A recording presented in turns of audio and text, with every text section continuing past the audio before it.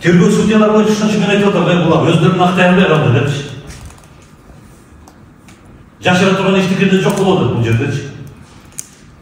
Бүтүндөй коомчулуктан арачылыктар туулуп атат, пайда болуп атат.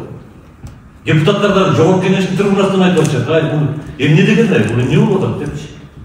Ой, жогорку тергөө соттор ур сонун иштеп атат деп айтканга ооз барбай калды. Түшүнүп атасыңар, а силер өзүңөр билесиңер ошо тергөө судьяларынын ушундай иштер менен алсыздыгы. Айтыңызчы сиз. Түшүнүктүү Зайырбек Курабаевич.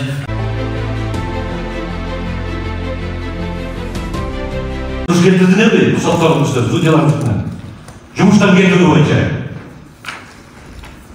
Сунуш берилген эмес.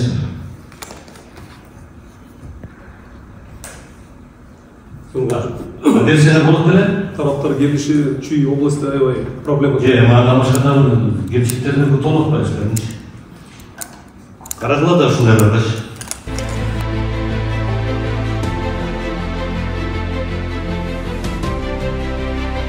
Эмне үчүн чыгарбайсыңыз силер? Эмне эсилерге эмне келип атабы? Качан бар билесиздерчи? Жогорку соттон. Так, былтыркы жылкы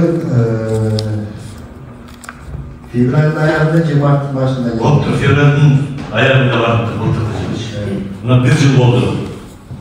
Мына ошондо эле ошондой жыйынтык чыгарбайсыңарбы? Анан чара колдонбойсуңарбы? Анан эмне силерге келип атабы? Эми 2023 жылы кылабыз дейсиңер. Escalada Zayırбек Курабаевич, 15